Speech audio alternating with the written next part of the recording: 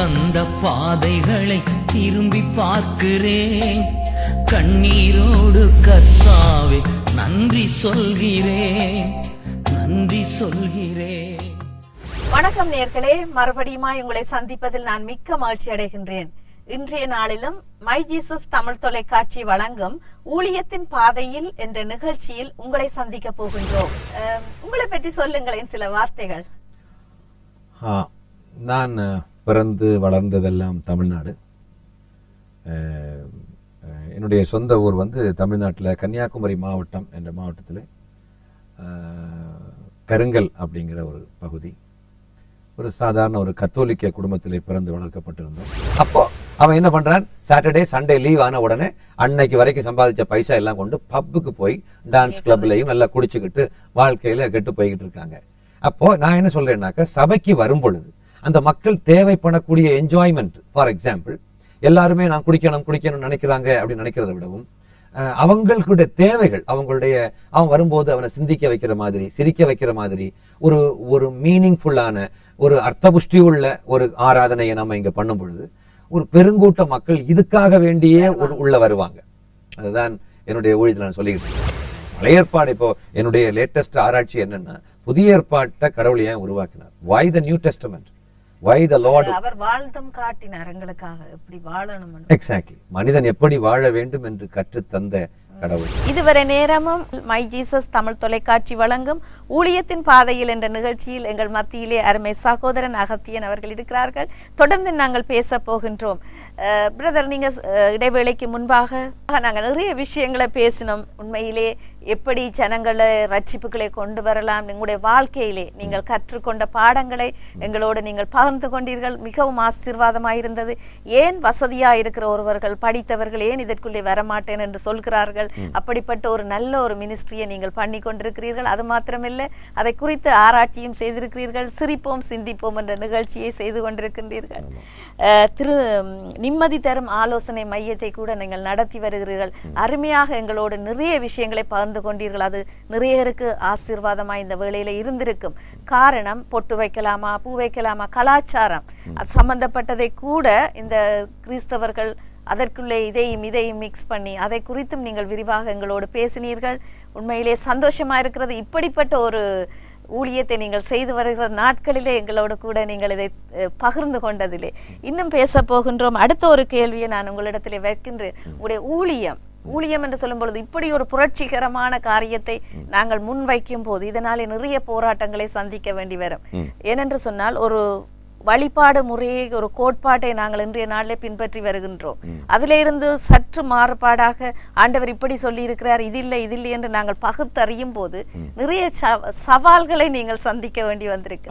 அப்படி உங்களுடைய வாழ்க்கையில ஏதாவது நடந்திருக்கின்றதா?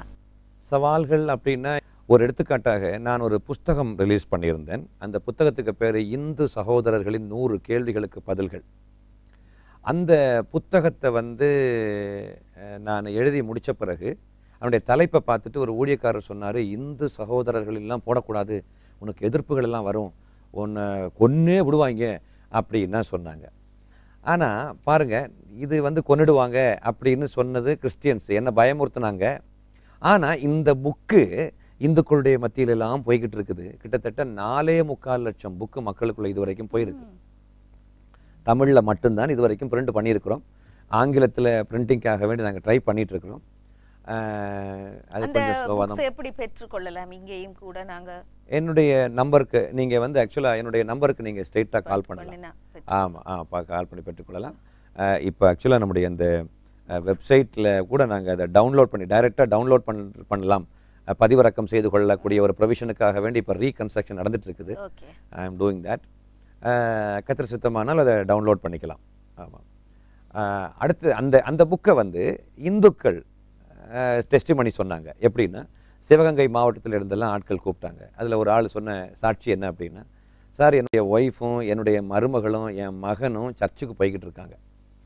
அவங்க சர்ச்சுக்கு போகும்போதெல்லாம் அடிக்கடி எனக்கு அழைப்பு விடுக்கிறார்கள், நீங்களும் சர்ச்சுக்கு வரணும், இயேசு கிறிஸ்துவை நீங்கள் கடவுளாக கும்பிடணும் அப்படியெல்லாம் சொல்லும்போது நான் கேட்குற கேள்விகளுக்கு எதுக்குமே ஒழுங்காக பதில் சொல்லலை. அப்படியே நான் பல கேள்விகளோடு இருக்கும் பொழுது தான் அவங்களே என்கிட்ட இந்த புக்கை கொண்டு வந்து கொடுத்தாங்க. இந்த புக்கை நான் படித்ததுக்கு பிறகு தான் என் மனசுக்குள்ள என்னென்ன டவுட்டுகள் இருக்குதோ அந்த டவுட்டுகளுக்கு எல்லாத்துக்குமே நான் விடையை நான் அங்கே அந்த புக்கில் கற்றுக்கொண்டேன் அப்படின்னு சொன்னார். இப்போ நான் அந்த விடையெல்லாம் எனக்கு கிடைச்சதுனால இப்போ நான் ஃபாதர் பெர்க்மான்ஸ் கிட்ட போய் ஞானஸ்தானம் பெற்று இப்போ நான் கர்த்தருடைய பிள்ளையாக இருக்கிறேன்னு சொன்னார். எனக்கு ரொம்ப சந்தோஷமாக இருந்தது. இன்ஃபேக்ட் இந்த புக்கை நான் ஹிந்துஸ் கிட்ட கொடுக்கறதுக்காக எழுதிய புத்தகம் அல்ல, இது முதல்ல கிறிஸ்டியன்ஸுக்கு போய் சேரணும்னு நான் எதிர்பார்க்குறேன். ஃபார் எக்ஸாம்பிள், அந்த புக்கில் என்னென்ன கேள்விகள் இருக்குன்னாக்க, இயேசு கிறிஸ்து தெய்வமானால் அவரை எப்படி கொன்று விட முடியும், கடவுளை கொலை செய்ய முடியுமா அப்படின்னு கேட்குறாங்க. ஒரு பையன் என்ற ஒரு கேள்வி கேட்டான், சார் எனக்கு உங்கள் கடவுள் எனக்கு ரொம்ப பிடிக்கும், அவரை மாதிரி ஒரு நல்ல கடவுள் இந்த உலகத்தில் வேறு யாருமே கிடையாது. பிள்ளையாண்டான் நல்ல பட்டை போட்டிருக்கான், ஆனால் அவர் வாய் திறந்து பேசக்கூடிய வார்த்தை என்னை ரொம்ப உற்சாகப்படுத்தியது. ரொம்ப நல்ல கடவுள் சார், அவரை மாதிரி அன்புள்ள பாசமுள்ள இரக்கமுள்ள கடவுள் யாருமே கிடையாது, ஆனால் கடைசியாக உங்களால் போட்டு தள்ளிட்டாங்களே சார் அப்படின்றாரு. அதாவது அதனால் தாங்க முடியல அந்த தம்பியால். இயேசு கிறிஸ்து அது சிலுவை அவரை பிடிக்க வந்தவங்கள ஒரு 10 பேரை அது கொன்றிருப்பாங்களா, எல்லாம் ஓடி போயிருப்பாங்க. அவர் வார்த்தையால கொண்டிருக்கலாமே செய்தார்ன்றதுக்கு விளக்கத்தை நான் இந்த புக்கில் கொடுத்துருக்கேன். இப்படி எல்லாம் மக்கள் கேள்வி கேட்பாங்க தானே இல்லையா, உங்க கடவுளையே கொண்டுட்டாங்க பின்ன ஒன்னு எங்கேயா விட்டு வைக்க போறாங்க அப்படியெல்லாம் மக்கள் கேட்பாங்க. இந்த உலகத்துக்கு புதிய ஏற்பாட கர்த்தர் எதுக்காக உருவாக்கினார் என்பது கிறிஸ்தவங்களுக்கு இன்னும் சொல்லி புரிய வைக்கப்படவில்லை இல்லையா. நம்ம அற்புதம், எனக்கு பணம் கிடைக்கும், எனக்கு நல்வாழ்வு கிடைக்கும், விடுதலை கிடைக்கும் என்றெல்லாம் வர்றாங்க. இது எதுவும் கிடைக்காது என்று ஒன்றும் பைபிளில் சொல்லலை. ஆனால் நாம் அங்கேயே நின்றுட்டு இருக்கக்கூடாது இல்லையா. ஒரு பிரதர் இப்போ நேற்றைக்கு நான் இங்கே லண்டனில் சர்பிட்டன் அப்படிங்கிற ஒரு இடத்துல உள்ள ஒரு சகோதரன்கிட்ட, சந்திரகுமார் என்ற ஒரு சகோதரன்கிட்ட நான் பேசிகிட்டு இருக்கும்போது அவர் சொன்னார், 25 வருஷமாக நான் குடிச்சிக்கிட்டு இருந்தேன். அப்போ இங்கே ஒரு பாஸ்டுடைய சபையில் போய் நான் ப்ரேயர் பண்ணி 25 வருஷ குடிய ஒரே நாளையில் விடுவதற்கு கர்த்தர் எனக்கு கிருபை செய்தார்னு சொன்னார். எனக்கு ரொம்ப சந்தோஷமாக இருந்தது. அது past 3 weeks he is not drinking. 3 வாரமாக இப்போ அவர் குடிக்காமல் இருக்கிறாருங்கிறத சந்தோஷமாக என்கிட்ட சொன்னார். இதெல்லாம் கண்டிப்பாக அற்புதங்களே தான், அதில் எந்த வித்தியாசமும் இல்லை. ஆனால் நாம் இப்படி குடிக்காமல் நம்முடைய உடம்பெல்லாம் நல்லா இருந்து அப்படியே நம்ம பெண்டாட்டி பிள்ளைகளோட சமாதானமாக வாழ்ந்துட்டு இருக்கிறதுக்காக வேண்டி மட்டும் அல்ல. இந்த உலகத்துல கடவுள் நம்ம ரட்சித்தது நம்மள மாதிரிப்பட்ட ஆயிரக்கணக்கான லட்சக்கணக்கான கோடிக்கணக்கான குடிகாரங்க இருக்காங்க. அவங்களை ரட்சிக்க வேண்டுமானால் நான் எவ்வளவு தூரத்துக்கு தியாகங்களை சகிக்க வேண்டும் அப்படிங்கிறதையும் நாம் கற்றுக்கொள்ள வேண்டும். அதுதான் ஒரு அடிமத்தனத்திலிருந்து எங்களை விடுதலை ஆக்குறாருண்டா அது இன்னொருத்தங்களுக்கு பிரயோஜனப்படுறதுக்கு தான் அதை கற்றுக் கொடுக்கணும். இன்றைக்கு உங்களோட ஊழியம் எப்படி போய் கொண்டிருக்கின்றது? இன்னைக்கு என்னுடைய ஊழியம் பார்த்தீங்கன்னாக்க, இப்போ இயேசு கிறிஸ்து அவ்வளவு நல்லவராக இருந்தாலும் அவ்வளவு நல்ல ஒரு கடவுள், ஆனால் மக்கள் ஏன் இயேசுட்ட வரமாட்டேன்றாங்க அப்படின்னு சபைக்கு டீச் பண்ணக்கூடிய ஊழியத்தை நான் செஞ்சுக்கிட்டு இருக்கிறேன். யார் வந்தாலும் ஏற்றுக்கொள்ள வேண்டும் அப்படின்ற இப்போ ஃபார் எக்ஸாம்பிள், இப்போ லண்டனில் இருக்கக்கூடிய ஒரு ப்ராஸ்டிடியூட், லண்டனில் இருக்கக்கூடிய ஒரு விபச்சாரி பெண்மணி இயேசுவை ஏற்றுக்கொண்டு வந்தால் அந்த பெண்ணை கல்யாணம் பண்ணக்கூடிய அளவில் அவள் பரிசுத்தாவினுடைய அபிஷேகத்தை எல்லாம் பெற்றுக்கொண்டாச்சு, பாவாரிக்கையெல்லாம் இட்டு நல்ல ஒரு பரிசுத்தமான வாழ்க்கை வாழ்ந்துகிட்டு இருக்கிறா. அப்படிப்பட்ட ஒரு பெண்ணை கல்யாணம் பண்ணதுக்கு ஏற்கனவே இங்கே ஆவியில் நிரம்பி ஜோம் பண்ணிட்டு இருக்காங்களே எத்தனை பேர் ரெடியாக இருக்காங்க? அப்படிப்பட்ட ஒரு பெண்ணை வந்தால் கல்யாணம் பண்ணதுக்கு எத்தனை பேர் ரெடியாக இருக்கிறாங்க? ஓ அவள் விபச்சாரி, நான் அவளை கல்யாணம் பண்ண மாட்டேன் அப்படி தான் சொல்லுவோம். மக்கள் ஏன் உள்ளே வரலன்னா, அதான் பாவியாக உள்ளே வர நாங்கள் ரெடி ஆகிவிட்டோம், ஆனால் எங்களை அப்படியே ஏற்றுக்கொள்ள நீங்கள் ரெடி ஆகிவிட்டீர்களா அப்படின்னு கேட்குறாங்க. அப்போது எங்கே நாம் தப்பு பண்ணுறோம் அப்படிங்கிறத நாம் கண்டுபிடிச்சி கரெக்ட் பண்ணி சபையை ஒரு நல்ல புதிய ஏற்பாட்டு வடிவத்துக்கு சபையை கொண்டு வருகின்ற ஊழியத்தை நான் இப்போ செய்து கொண்டிருக்கேன். நீங்கள் செய்து கொண்டிருக்கிறது ஈஸியான வேலை இல்லை, கஷ்டமான நிறைய பிரச்சனைகள், சவால்கள், நிறைய போராட்டங்களை ஆனாலும் கர்த்தர் உங்களையாவது கொண்டு இதை செய்யறதுல நாங்க மிக்க சந்தோஷப்படுகின்றோம். உண்மையிலே தொடர்ந்து கர்த்தர் இப்படிப்பட்ட நல்ல ஆலோசனைகள், நல்ல செய்திகளை உங்கள் மூலம் இன்றைக்கு வெளிப்படுத்தி கொண்டிருக்கிறார். அதற்காக நாங்கள் மை ஜீசஸ் தொலைக்காட்சியோட வாழ்த்துறோம். இது மாத்திரம் அல்லாமல் வேறு என்ன ஊழியம் செய்து கொண்டிருக்கிறீர்கள்? பாடல்கள். ஆமா, நான் இப்போ நம்முடைய ஆபகுக் 1ஆம் அதிகாரம் 13ஆம் வசனத்துல தீமையை பார்க்க மாட்டாத சுத்த கண்ணனே என்ற ஒரு வசனம் வருது. அதில் உள்ள அந்த சுத்த கண்ணனேங்கிற வார்த்தையை மட்டும் எடுத்து ஒரு ஆடியோ சிடியுடைய தலைப்பா போட்டு அந்த வார்த்தையை வச்சு ஒரு பாட்டு எழுதினேன். கண்ணா சுத்த கண்ணா தீமையை பார்க்காத சுத்த கண்ணா என்ற ஒரு பாட்டு எழுதினேன். அது ஒரு சில பாஸ்டர்மாருக்கு என்ன கண்ணன் கண்ணன் என்றெல்லாம் கதைக்கிறான் அப்படியெல்லாம் மக்கள் கொஞ்சம் பேர் சொல்லியிருக்கிறாங்க அப்படின்னு. நான் சொன்னேன், நம்ம பைபிளில் இருக்கிற வார்த்தையை தானே நான் கதைச்சிருக்கிறேன் இல்லையா. கண்ணா அப்படின்னா கண்களை உடையவனே, அவ்வளோதான் அர்த்தம். அப்போது அது பிறகு நம்முடைய தமிழ் வேதாகமத்திலே தேவன் என்று வருகிற வார்த்தை பொது மொழிபெயர்ப்பில் கடவுள் என்று வருகிறது. அதே வார்த்தை சமஸ்கிருத வேதாகமத்திலே பரமேஸ்வரா என்று வருகிறது. அதை வைத்து நீங்க பாடல்கள் அதை வச்சு பரலோகத்தில் வாழும் பரமேஸ்வரா என்று ஒரு பாட்டு எழுதினேன். அப்போ இப்படி பல பாடல்களை உள்ளடக்கி அந்த ஒரு சிடி ரிலீஸ் பண்ணியிருக்கிறேன். அது பிறகு அற்புதங்கள் செய்கின்ற ஈசா மசி என்ற ஒரு பாட்டு பாடியிருக்கிறேன். ஈசா மசின்னா அது உங்களுக்கு தெரியறதுக்கு வாய்ப்பு இல்லாமல் இருக்கலாம். ஈசா மசி அப்படின்னா இயேசு கிறிஸ்து அப்படின்னு அர்த்தம். தமிழ் வேதாகமத்திலே இயேசு கிறிஸ்து என்று வருகிறது. இங்கிலீஷ் பைபிளில் ஜீசஸ் கிரைஸ்ட் என்று வருகிறது. அதே வார்த்தை வந்து ஆமாம், இயேசு கிறிஸ்துவின் நாட்களில் அவர் அன்னைக்கு ஆதி திருச்சபை யூஸ் பண்ணிய வார்த்தை யஹ்ஷுவா மசீஹ். அப்போ இந்த யஹ்ஷுவா மசீஹ் அப்படிங்கிற இந்த வார்த்தையை அரபு மொழியில் வந்து ஈசா மசி அப்படின்னு வருது. அந்த வார்த்தையை வந்து நாம் அதிகமாக யூஸ் பண்ண மாட்டோம். பொதுவாக எப்போதுமே கிறிஸ்டியன்ஸுனாலே முஸ்லீம்களை ஒரு மாதிரி தான் பார்ப்பாங்க. அதனால் இப்போது நான் நினச்சேன் அவங்களும் உள்ள வரணும் தானே. அப்போ அவங்களுக்கு புரிகிற மாதிரிப்பட்ட ஒரு வடிவத்தில் ஒரு பாட்டு எழுதினேன். அற்புதங்கள் செய்கின்ற ஈசா மசி அன்றைக்கு மட்டுமல்ல இன்றைக்கும் நம்புவோர்க்கு அற்புதம் செய்வார். அது அவங்களுக்கு புரியும்படியான மொழி நடையில் நான் அந்த பாட்டு பாடியிருக்கிறேன். நிலையான சிங்காசனம் என்ற தலைப்பில் ஒரு ஆடியோ சிடி இருக்குது. மொத்தம் எல்லா சிடியையுமே இதை பார்த்து கொண்டிருக்கக்கூடிய எல்லாருமே எல்லா பாட்டையும் நீங்கள் கேட்கணும். இந்த சிரிப்போம் சிந்திப்போம்னுடைய 2வது வால்யூம் 3வது வால்யூம் எல்லாம் வந்திருக்குது. அது எல்லாத்தையுமே நீங்கள் கண்டிப்பாக நீங்கள் பார்க்க வேண்டும். உங்களுக்கு ரொம்ப பிரயோஜனமாக இருக்கும். என்ன நேர்களே, உங்களுக்காக நாங்கள் இந்த பாடல்களை நிச்சயமாய் ஒளிபரப்புவோம். அவர் எவ்வளவு அருமையான அந்த பாடல்களை கேட்கும் போதே அதில் உள்ள ஒவ்வொரு வரிகளும் மிகவும் ஆசீர்வாதமாக இருக்கிறது. இவருக்கு இப்படிப்பட்ட கிஃப்டை ஆண்டவர் கொடுத்திருக்கிறார். மலை மேல் உள்ள பட்டணம் ஒரு நாளும் மறைந்திருக்க மாட்டாது. உண்மைக்கே நாங்கள் நன்றி செலுத்துகிறோம் இந்த நாளை கர்த்தர் எங்களுக்கு ஏற்படுத்தி கொடுத்ததாக. நீங்கள் நிறைய புக்ஸில் எழுதி இருக்கிறீங்க, அதே நேரத்தில் பாடல்கள் பாடி அதை வெளியிட்டிருக்கிறீர்கள். இன் ஃபியூச்சரில் என்ன செய்ய இருக்கிறீங்க? ஃப்யூச்சரில் என்ன மாதிரிப்பட்ட ஊழியக்காரங்களை உற்சாகப்படுத்தணும். அதாவது கிறிஸ்டியன் அப்படின்னாலே வெஸ்டர்னர்ஸ் அப்படின்ற மாதிரி ஆயிடுச்சு. அது இல்லை. அது அன்னைக்கு ஒரு ஆள் ஒரு பாட்டு பாடுறாரு, டங்கா டை கேக்கவேலை வயரா தை கேக்கவேலை அப்படி பாடுறாரு. ஏதோ அதாவது நம்ம தமிழ்நாட்டில் பிறந்து தமிழனாவே வாழ்ந்திருந்தாலும் ஏண்டா தமிழனுடைய வயிற்றில் பிறந்துட்டோம், ஏதோ ஒரு டேவிட் கேமரோனுடைய வயிற்றில் பிறந்திருக்கலாமே, ஒரு பிரிட்டிஷருடைய வயிற்றில் பிறந்திருக்கலாமே, அமெரிக்காவில் உள்ள ஒரு வெள்ளக்காரனுடைய வயிற்றில் பிறந்திருக்கலாமேன்ற மாதிரி தான் நம்ம ஆசைப்படுறோம். அப்போ நான் என்ன சொல்கிறேன்னா, நம்ம தமிழ்நாட்டில் இருக்கிறவங்க தமிழை மதிச்சா தான் தமிழனை மதிக்கிறோங்கிறத அவன் கண்டுபிடிக்க முடியும். அப்போ நாம் தமிழ்காரங்களுக்கு ஆண்டவரை இந்த இலவசமாக கொடுக்கப்படுகிற நற்செய்தியை மக்கள் ஏற்றுக்கொள்வதற்கு என் கலாச்சாரமே தடையாக இருக்குமானால் அதை நான் ஆராய்ச்சி பண்ணி அவங்களுக்கு தகுந்தவாறு அவங்க விரும்பக்கூடிய மொழி நடைக்கு அவங்க விரும்பக்கூடிய அந்த கலாச்சார வடிவத்துக்கு நாம போய் சேரணும். ஃபார் எக்ஸாம்பிள் இந்த கலர் ட்ரெஸ் நீங்க நான் கேட்கணும்னு நினைச்சேன், இந்த ட்ரெஸ்ஸுக்கு எப்படி மாறுனீங்க? இதுக்கு முன்னாடி நீங்க எப்படி போட்டீங்களா அல்லது? நான் சாதாரணமாகத்தான் இருந்தேன். எனக்கு ஆக்சுவலா நான் ஊழியத்துக்கு வரையில நான் வந்து சாதாரண ஷர்ட் பேண்ட் தான் போட்டிருந்தேன். ஆனா அதுக்கு பிறகு இந்துக்கள் கிட்ட நான் பேசுவதற்கு என்னுடைய காவி வேட்டியும் இந்த காவி ட்ரெஸ்ஸும் இதெல்லாம் ரொம்ப பாசிட்டிவாக அனுகூலமாக இருந்தது. ஏதோ ஒரு விஷயத்த ஒரு கிறிஸ்டியன் பேர் வச்சிருக்கக்கூடிய சூட்டு கோட்டெல்லாம் போட்டுக்கிட்டு டை கட்டின ஒரு ஆள் சொல்றதை விடவும் இந்த காவி வேட்டி காவி வஸ்திரம் போட்ட ஒரு ஆள் சொல்றதுக்கும் இந்தியாவில் ரொம்ப மதிப்பு வித்தியாசங்கள் இருக்கிறத நான் உணர்ந்திருக்கிறேன். அதனால இந்த ட்ரெஸ்ஸை நான் போட்டிருக்கிறேன்.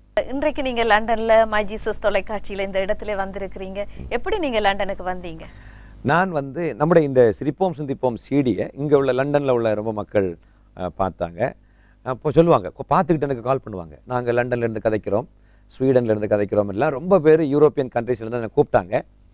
அப்படி கூப்பிடும்போது நீங்கள் என்னைக்காவது ஒரு நாள் லண்டனுக்கு வரணும், ஸ்வீடனுக்கு வரணும், நார்வேக்கு வரணும், ஃப்ரான்ஸுக்கு வரணும் என்றெல்லாம் அவங்க சொல்லுவாங்க. அப்படி சொல்லும்போது நான் சொல்ல கர்த்தருக்கு சித்தமான நாளில் நான் வருவேன். அப்படி இருக்கும் பொழுது இங்கே இருந்து இந்த டிவிடியை பார்த்துட்டு ஒரு சகோதரன் செங்கோட்டையில் உள்ள தமிழ்நாட்டில் செங்கோட்டையில் உள்ள சகோதரன், அவருக்கு பேர் வந்து பிரதர் பாபு, அவர் மூலமாக அவருடைய ஸ்பான்சர்ஷிப்பில் நான் இங்கே லண்டனுக்கு வந்தேன். முதல்ல பான்மவுத் அவங்க தான் முதல்ல அந்த சபையில் பேசினேன். அதுக்கப்புறம் இப்போ நான் லண்டனுக்கு வந்திருக்கேன். இதுதான் உங்களோட ஃபர்ஸ்ட் டைமா? This is the first time I am coming out of India for ministry. Oh, thank God. உங்களை யூஸ் பண்றதுக்கு ஆண்டவர் கிருபை செய்தார். I am so much excited about this. Yes. நிச்சயமா உங்களுடைய ஊழியங்கள், உங்களுடைய அந்த விஷன் கண்டிப்பா அது பறந்து போகணும், அநேகருக்கு ஆசீர்வாதமா இருக்கணும் என்று எங்களுடைய வாழ்த்துக்கள். இன்னும் ஒன்று நான் கடைசியாக ஒரு கேள்வி வைக்கின்றேன். உடைய வாழ்க்கையிலே ஒரு கடினமான சம்பவம் உங்களுக்கு இருந்திருக்கும். கஷ்டமான ஊழியக்காரர் என்று சொல்லும் போது நாங்கள் வெளியிலே பார்க்கின்றோம், ஓகே ஸ்டேஜில் ஃபுல்பிட்டுக்கு முன்னால் நின்று 2 மணி நேரம் 3 மணி நேரம் அழகாக ட்ரெஸ் பண்ணிட்டு பேசி கொண்டிருக்கிறத தான் நாங்கள் பார்த்துருக்கின்றோம். ஊழியக்காரர் இப்படி ஒரு வித்தியாசமான ஒரு ஊழியத்தை நீங்கள் செய்யும் போது அநேக போராட்டங்களுக்குள்ளாலே கடந்து போயிருப்பீங்க. கண்டிப்பா அதிலே நீங்க எப்படி ஒரு போராட்டம் நிறைய இருந்திருக்கும், ஒன்று அதுல எப்படி நீங்க மேற்கொண்டீங்க? அதில் என்னென்னா முதல்ல என்னுடைய ஒய்ஃபுடைய அப்பா அம்மா இவங்க கூட என்னை முதல்ல புரிஞ்சுக்கல. ஏன்னா நான் பேசிக்கலாக mechanical engineer from Karunya university Coimbatore. And I was working in Dubai after that. துபாயில் ஒர்க் பண்ணிட்டு இருந்தேன் நான் என்னுடைய ஒய்ஃப்மா. துபாயில் ஒர்க் பண்ணிட்டு இருக்கும் பொழுது கர்த்தருடைய அழைப்பு பெற்று நான் திரும்ப இந்தியாவுக்கு வந்தேன். அப்போ ஆண்டவர் என்கிட்ட தெளிவாக சொன்னார், இந்த சர்டிஃபிகேட் உனக்கு தேவை கிடையாது, கிழிச்சு குப்பைத்தொடியில் போடுன்னு சொன்னார்.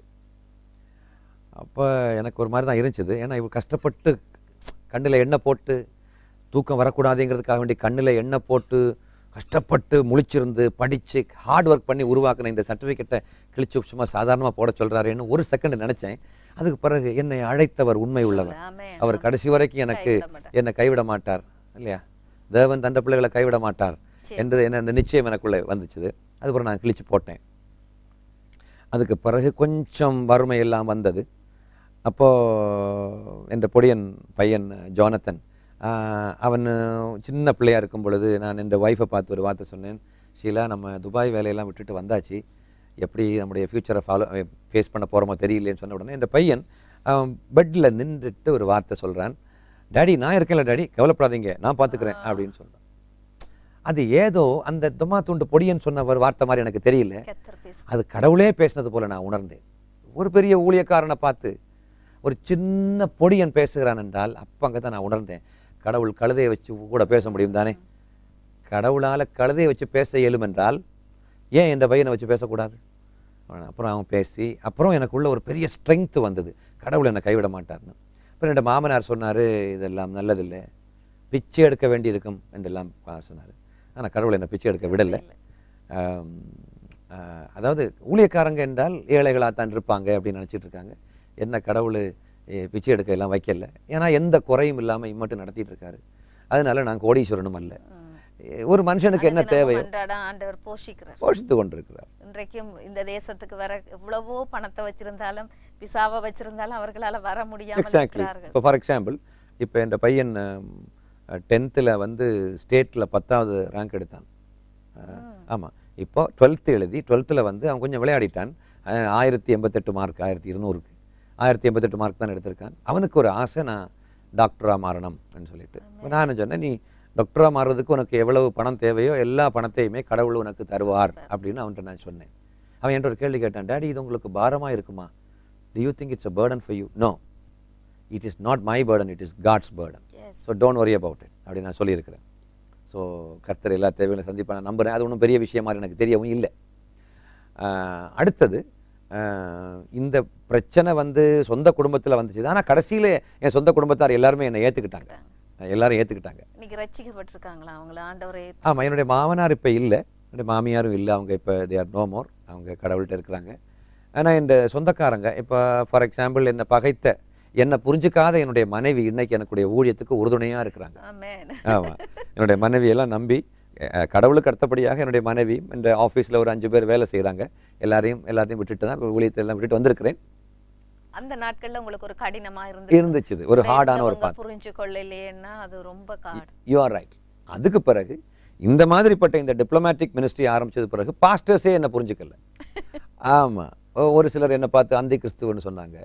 அந்தி கிறிஸ்து அது எப்படி பொட்டு வைக்கலாம் அப்படின்னு நான் சொன்னேன். நான் பொட்டு வைக்க கண்டிப்பாக வச்சு தான் ஆகணும்னு சொல்லலை. பொட்டு எல்லாத்தையும் எடுத்துட்டு நீங்கள் நகையெல்லாம் கலெக்டர் அளவுக்கு நீ உள்ளுக்கு மாறிட்டியா இல்லையா? அதாவது இப்போது அன்னை தெரசா பொட்டு வச்சாங்களா என்ன? ஏன் நகை போட்டாங்களா என்ன? அன்னை தெரசா பூவும் வைக்கல, பொட்டு வைக்கல, நகை போடலை. அன்னை தெரசா அந்த இங்கிலீஷ் பேரை வச்சுக்கிட்டே உலகத்தையே கலக்கினாங்களே. அவங்களுக்கு எதையும் மாற்ற வேண்டிய தேவையில்லை, அவங்களுக்கு எதுவும் தேவையில்லைன்ற அளவுக்கு அன்னை மனசு மாறி இருந்துச்சு. அவங்களுடைய மனசு ஆல்மோஸ்ட் கடவுளுடைய மனசாக இருந்தது. காமராஜரை மதிக்கிற மக்கள், நெல்சன் மண்டேலாவை மதிக்கிற மக்கள், அன்னை தெரசாவை மதிக்கக்கூடிய மக்கள் ஏன் பெந்தைக்கோஸ்து பாஸ்டர்ஸை மதிக்கல? பெந்தைக்கோஸ்து பாஸ்டர் எதுக்கு வந்திருக்காரு அப்படின்னா அவர் வந்து வேட்டியோட வந்தவர் சூட்டோட நின்றுக்கிட்டு இருக்காரு. அப்படிதான் மக்கள் பார்க்குறாங்க. நான் கொடுக்குற பைசா எல்லாம் பாஸ்டர் தப்பாக யூஸ் பண்ணிட்டு இருக்காரு அப்படின்னு நினைக்கிறாங்க. நான் அப்போ தான் யோசித்து பார்த்தேன். அப்போ மக்கள் எங்கேயோ ஸ்டக் ஆகி நிற்கிறாங்க. I am not simply talking about Hindus, I am talking about even Christians. Christians are under the impression the pastors are misusing the money. That's why Christians have stopped giving to the churches. ஏன்னா the money is being misused. புதுசா ஒருத்தனுக்கு சுவிசேஷம் சொல்லிக்கல அவனுக்கு நம்ம சொல்லி கொண்டு வந்துடலாம். ஏன்னா புதுசா விதைக்கிறான், அவன் புதுசா ஏற்றுக்கொள்ளுவான். ஏற்கனவே ஒண்ணு விதைக்கப்பட்டு அங்க பிள்ளையா விதைக்கப்பட்டிருந்த ஒரு சூழ்நிலையை மாற்றுறது ஈஸி இல்ல, சரியான ஹார்ட். எக்ஸாக்ட்லி. அப்ப நான் இப்ப என்னன்னா ஒரு புதுசா எல்லாத்தையுமே புதுசா ஆரம்பிச்சிட்டு இருக்கேன். கொஞ்சம் விரோதங்கள் இருக்கத்தான் செய்யுது. கண்டிப்பா. ஆமா. எனக்கு இப்ப தமிழ்நாட்டிலே உள்ள ஒரு பெரிய ஊழியக்காரர் கேட்டார், என்ன காவி போட்டுட்ட, என்ன காவி போட்டிருக்கேன் அப்படின்னு. ஒரு பெரிய ஊழியக்காரர். பிரச்சனையா இருக்கு. அது ட்ரெஸ்ஸே அவருக்கு பிரச்சனையாக இருக்கிறது. நீ சாப்பிட்டியான்னு என்கிட்ட கேட்கல, பையனுக்கு ஃபீஸ் கட்டிட்டியான்னு என்கிட்ட கேட்கல, மனைவியுடைய ஹெல்த் எப்படி இருக்குது, பசங்கள்லாம் எப்படி இருக்கு, இது எதுவுமே கேட்கல. என்ன காவி போட்டுட்ட? அவருக்கு இப்போ பிரச்சனையே இந்த ட்ரெஸ்ஸுடைய கலர் தான். அப்போ நான் கேட்டேன், புதிய ஏற்பாட்டில் ஒரு மனுஷன் ஒரு ஊழியக்காரன் எந்த கலர் ட்ரெஸ் போடணும்னு ஏதாவது பைபிள் இருக்கான்னு கேட்டேன். ஜிப்பா போடணும்னு பைபிள் இருக்குதா? இந்த ஜிப்பா இந்த வேட்டி நான் கேட்குறேம்மா, இந்த ஜிப்பாவோ கோட்டு சூட்டு இந்த பைஜாமா இல்லை இந்த இந்த நம்ம போட்டக்கூடிய இந்த பேண்ட்டு இந்த இந்த சஃபாரி இந்த டை கட்டுறது இது எதுவுமே பைபிளில் கிடையாது. இந்த ஜிப்பாயும் கிடையாது, இந்த குர்தாவும் கிடையாது. பைபிளில் உள்ள ஒரு ட்ரெஸ் வந்து அங்கி.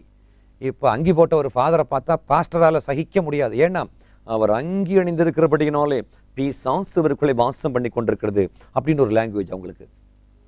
இயேசுநாதரை அங்கியோட வந்தால் பெந்தகோஸ்துக்காரங்க துரத்தி அடிச்சிருவாங்க. அப்படிப்பட்ட நிலைமைக்கு இப்போ அங்கிக்கும் லுங்கிக்கும் போர் நடந்துகிட்டு இருக்குது. இப்போ நான் நம்முடைய ஃபர்ஸ்ட் வால்யூமில் கிறிஸ்தவரே நாம் ஒன்றுபட்டால் வாழ்வும் செழிப்பும் நமக்கு வரும், ஒரு மனமாய் நாம் உழைக்கும் போது நம் பேச்சுக்கு மதிப்பு தானாய் வரும் என்று நான் பேசியிருக்கிறேன். எக்ஸாக்ட்லி. இப்போ ஃபாதர் பர்க்மேன்ஸ் தான் கத்தோலிக்க சபை விட்டு வெளியே வந்துட்டார்ல, அப்புறம் எதுக்கு அந்த அங்கி போட்டிருக்காரு அப்படின்னு ஒரு ஊழியக்காரர் கேட்குறாரு. நான் சொன்னேன், அவர் அங்கி விடாமல் லுங்கியா போடுவார், அவருக்கு அங்கியை உருவி இவங்க ஜிப்பாவும் வேட்டியும் போட்டு விடுவாங்களாம் வெள்ளை கலர்ல. இதுதான் பரிசுத்தமான வஸ்திரம்னு வேற சொல்லிட்டு இருக்காங்க. நம்ம விரும்பிய ட்ரெஸ்ஸை நமக்கு போடலாம், ஆனால் மற்றவங்களுக்கு இடரலாக இருக்கக்கூடாது. நான் இப்போ ஒரு எடுத்துக்காட்டு, ஒரு சர்ச்சில் வந்து ஒரு பாஸ்டருடைய மகள் பிரைஸ் அண்ட் வொர்ஷிப் நடத்துறாங்க அப்படின்னா அந்த ட்ரெஸ்ஸை வந்து வாலிபர்கள் ஆண்கள் ரொம்ப பார்ப்பாங்க இல்லையா? ஆண்களும் பார்ப்பாங்க, பெண்களும் பார்ப்பாங்க, பெரியவங்களும் பார்ப்பாங்க, வயசானவங்களும் பார்ப்பாங்க, எல்லாரும் பார்ப்பாங்க. அதுல வந்து யாருக்கும் இடரல் இல்லாத ஒரு வஸ்திரமாக இருக்க வேண்டும். அடுத்தவங்களுக்கு இடரல் உருவாக்குகிறவனை எந்திர கல்லுல கட்டி சமத்துல கொண்டு போறோம்னு ஆண்டவர் சொல்லியிருக்கிறார். இப்போ மக்களுக்கு வந்து இடர பண்ணுகிற அந்த ட்ரெஸ்ஸை நம்ம போடக்கூடாது அப்படிங்கிறது என்னுடைய ஒரு வாதம். எனக்கு தெரிஞ்சு நல்ல நம்ம வேட்டி சட்டையும் தான் கட்டணம் என்றோ அல்லது நம்ம புடவை தான் கட்டணம் என்றெல்லாம் கிடையாது. தகுதியான வஸ்திரம் என்று வேதாகமத்தில் போடப்பட்டிருக்கிறது. தகுதியான வஸ்திரம், யாருக்கும் இடரல் இல்லாத ஒரு வஸ்திரத்தை போட. உள்ளுக்கு நீ யாராக இருக்கிறாய், தட்ஸ் வெரி இம்பார்ட்டன்ட். அதாவது எனக்கு தெரிஞ்சு வெளிப்புறம் சுத்தமாகும்படி முதலாவது உட்புறத்தை சுத்தப்படுத்தணும் அப்படின்னு போட்டிருக்கு. வெளிப்புறத்தில் எல்லாம் அழகா சுத்தப்படுத்திட்டோம், உள்ளுக்கு பார்த்தா வெள்ளையடிக்கப்பட்ட கலரை மாதிரி உள்ளுக்கு பார்த்தீங்கன்னாக்கா நாற்றமாட்டில் இருக்குது. நிச்சயம் இதை வந்து நான் மக்கள்கிட்ட கொண்டு போய் சேர்க்க வேண்டும் நான் ஆசைப்படுகிறேன்.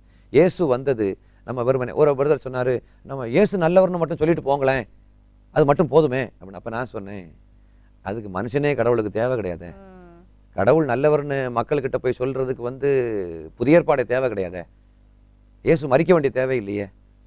அதுக்கு வந்து ஆண்டவர் மரியாளை காப்ரியல் தூதனை வச்சு சந்திச்சு ஒரு செய்தியை சொன்ன மாதிரி ஏன் நரேந்திர மோடி கிட்ட இன்னைக்கு நைட்டு காப்ரியல் தூதனை கர்த்தர் அனுப்பி இந்த வார் 25 மணி நேரத்துக்கு 24 மணி நேரத்துக்குள்ளால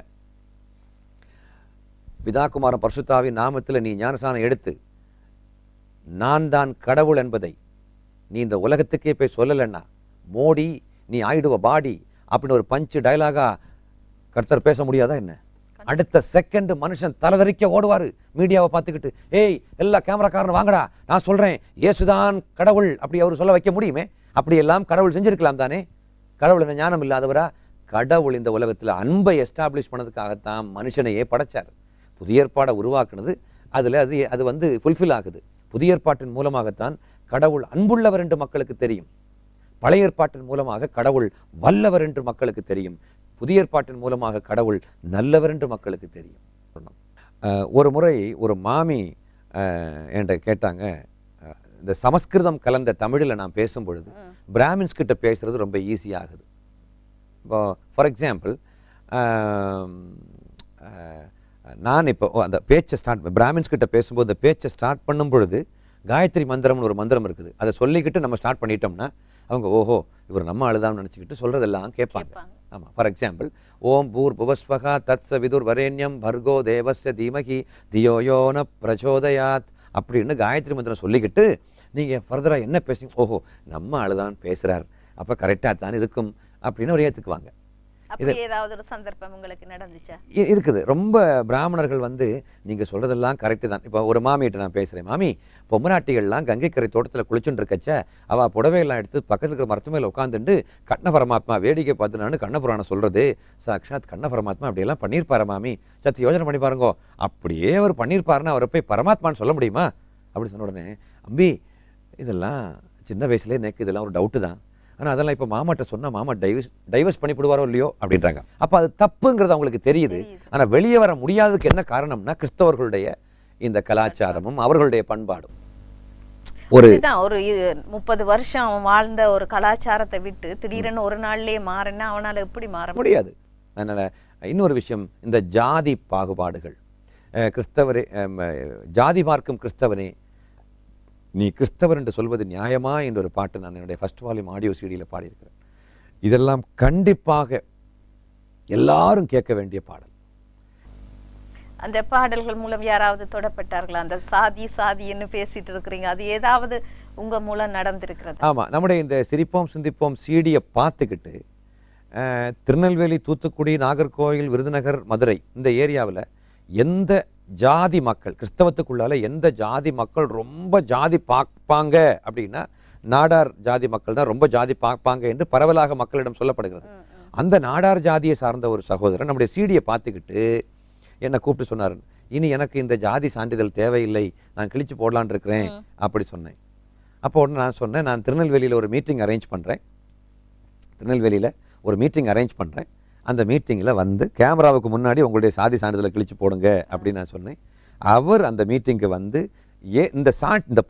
இந்த சிடி சிரிப்போம் சிந்திப்போம் சிடி அவருக்கு எவ்வளவு பிரயோஜனமாக இருந்தது அப்படிங்கிறத வந்து அதை அவர் பேசினார். அப்புறம் அவங்க அம்மாவும் பேசினாங்க, ஜாதி வெறி அவங்கள விட்டு எப்படி போச்சுது. அப்போ அந்த சகோதரன் வந்து பேசிட்டு கடைசியாக இந்த சாதி சான்றிதழை கிழிச்சு குப்பை தொட்டியில் போட்டார். அது அப்படியே வீடியோவில் செகண்ட் வால்யூமில் நான் இன்க்ளூட் பண்ணியிருக்கிறேன்.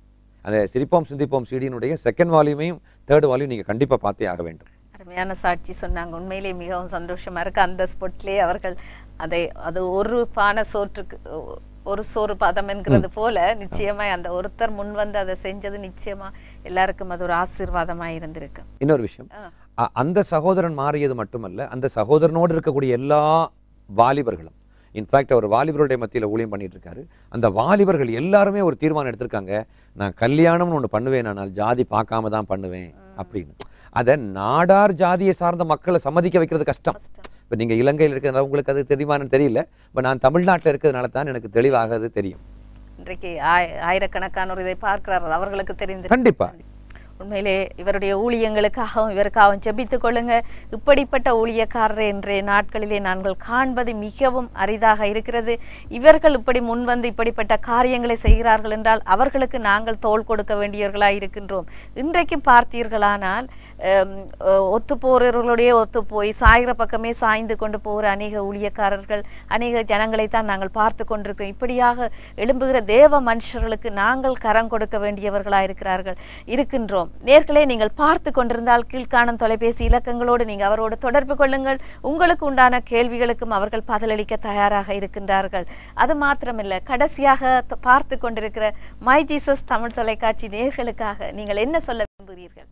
தொலைக்காட்சி, குறிப்பாக மை ஜீசஸ் தொலைக்காட்சி நேயர்களுக்கு நான் சொல்லக்கூடிய ஒரு விஷயம் என்னன்னா, வேதாகமம் சொல்லுகிறது, அப்போஸ்தலர் 17ஆம் அதிகாரத்தினுடைய 11ஆம் வசனத்திலே அந்த பட்டணத்தார் மனோவாஞ்சையாய் வசனத்தை ஏற்றுக்கொண்டு காரியங்கள் இப்படி இருக்கிறதா என்று தினந்தோறும் வேத வாக்கியங்களை ஆராய்ந்து பார்த்ததினால் அவர்கள் தெசலோனிக்கா பட்டணத்தை பார்க்கலும் நற்குணசாலிகளாக இருந்தார்கள் என்று பெரோயா பட்டணத்தார் பற்றி சொல்லப்பட்டிருக்கிறது.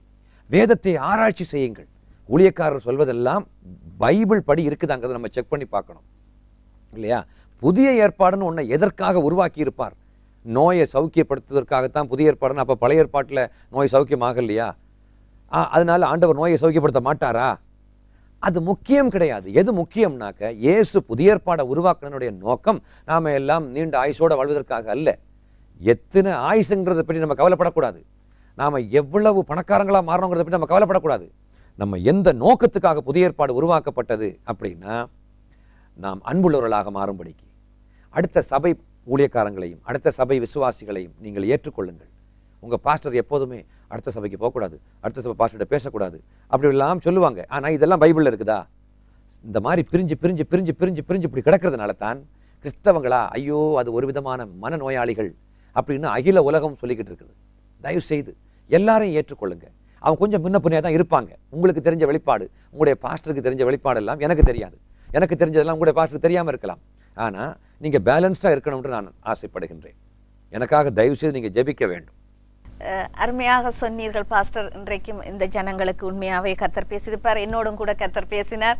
அது மாத்திரமல்ல, அநேகர் இதை பார்த்து கொண்டிருப்பார்கள். அநேக தேவைகளோடு இருக்கிறார்கள். எங்களுக்கு டெலிஃபோன் அடித்து கேட்டவர்கள் கூட இன்றைக்கு பார்த்து கொண்டிருக்கலாம். அவர்களுக்காக ஒரு சிறிய ஜெபத்தை செய்யும்படி கேட்டுக்கொள்கிறேன். நிச்சயமாக. நல்ல பிதாவே, உம்முடைய பாசகுமார சுவாமி இயேசு கிறிஸ்துவின் திருநாமத்தில் உம்முடைய சமூகத்துக்கு நாங்கள் வருகிறோம். இந்த தொலைக்காட்சியை பார்த்து கொண்டிருக்கக்கூடிய தொலைக்காட்சி நேயர்கள் எல்லாருக்காகவும் நான் பிரார்த்தனை செய்கிறேன். எங்களை பற்றி எங்களுக்கு இருக்கக்கூடிய அக்கறையை விட உமக்கு அதிகமான அக்கறை உண்டு என்று நாங்கள் முழுமையாக நம்புகின்றோம். நான் உன்னை விட்டு விலகுவதும் இல்லை, உன்னை கைவிடுவதும் இல்லை என்று சொன்ன இறைவன் இதோ பார்த்திருக்கக்கூடிய எல்லாருக்கும் சகாதேவனாக இருந்து, அகிலாண்டங்களை படைத்த மகாதேவனாக நீர் இருந்தாலும் எங்கள் நண்பனாக இருந்து எங்களை பாதுகாத்துக் கொள்ளும். ஆனால் ஆண்டவராகிய இயேசு கிறிஸ்து எங்களுக்கென்று எங்களுடைய வாழ்க்கையில் வைத்திருக்கக்கூடிய மிக முக்கியமான காரியங்களை குறித்தே நாங்கள் யோசித்துக் கொண்டிருக்க எங்களுக்கு உதவி செய்யும். மேலானவைகளை தேட எங்களுக்கு உதவி செய்யும் ஆண்டவரே. இந்த உலகத்தில் மேலான ஒரு அனுபவத்தை எங்களுக்கு தாரும். ஆழமான சத்தியங்களை கற்றுக்கொண்டோம் என்று பெருமை பாராட்டி கொண்டு ஒரு ஓரமாக உட்கார்ந்து கொண்டிருக்காமல், இந்த சத்தியங்களுடைய நோக்கம் என்ன, இந்த வேதாகமம் கொடுக்கப்பட்டனுடைய நோக்கம் என்ன என்பதை புரிந்து கொண்டு அன்போடு வாழ எங்களுக்கு உதவி செய்யும். நோயாளிகளுக்கு ஆண்டவரே கர்த்தர் தாமே வைத்தீஸ்வரனாக மாறி உடைய பிள்ளைகளை பரிபூர்ணமாக சுகப்படுத்தும். ஆண்டவரே, சத்துவமற்ற மக்களுக்கு நீர் எனர்ஜியாக, நீர்தான் சக்தியாக இருந்து சர்வ சக்தீஸ்வரனாக உடைய பிள்ளைகளை பலப்படுத்த வேண்டும் என்று நான் பிரார்த்தனை செய்கிறேன். அன்புதான் எல்லா மக்களுடைய மனம் முழுவதும் நிறைந்திருக்கின்ற ஒரு எதிர்பார்ப்பு என்பதை எல்லா மக்களும் உணரட்டும் ஆண்டவரே. ஜாதி, மதம், இனம், மொழி எல்லா பாகுபாடுகளையும் கடந்து உயர்ந்து நிற்கின்ற இயேசு கிறிஸ்துவின் நாமத்தில் கேட்கிறோம் எங்கள் வானக தந்தையே. ஆமேன். ரொம்ப நன்றி. இன்றைய நாளிலும் மைஜீசஸ் தொலைக்காட்சியிலே வந்து இந்த லண்டன் தேசத்திலே உங்களை கர்த்தர் கொண்டு வந்து இப்படிப்பட்ட ஒரு நல்ல ஊழியத்தின் பாதையில் என்ற நிகழ்ச்சியில் சந்திக்க கொடுத்த கிருபைக்கு நாங்கள் உங்களுக்கு நன்றி செலுத்துகிறோம். நன்றி அம்மா. இது மைஜீசஸ் தமிழ் தொலைக்காட்சி வழங்கிய ஊழியத்தின் பாதையில் என்ற நிகழ்ச்சி. இந்த நிகழ்ச்சி உங்களுக்கு ஆசீர்வாதமாய் இருந்திருக்கும் என்று நாங்கள் கர்த்தருக்குள்ளே விசுவாசிக்கின்றோம். இந்த நிகழ்ச்சியை பற்றி குறித்து நீங்கள் எங்களோடு தொடர்பு கொள்ள விரும்பினால் கீழ்காணும் முகவரியில் நீங்கள் எங்களோடு தொடர்பு கொள்ளலாம். மற்றுமொரு ஊழியத்தின் பாதையில் என்ற நிகழ்ச்சியில் உங்களை சந்திக்கும் வரை உங்களிடமிருந்து விடைபெற்றுக் கொள்கின்றேன். நன்றி, வணக்கம். கடந்து வந்த பாதைகளை திரும்பி பார்க்கிறேன். கண்ணீரோடு கர்த்தாவே நன்றி சொல்கிறேன், நன்றி சொல்கிறேன். கடந்து வந்த பாதைகளை திரும்பி பார்க்கிறேன். கண்ணீரோடு கர்த்தாவே நன்றி சொல்கிறேன், நன்றி சொல்கிறேன். கடந்து வந்த பாதைகளை திரும்பி பார்க்கிறேன். கண்ணீரோடு கர்த்தாவே நன்றி சொல்கிறேன், நன்றி சொல்கிறேன்.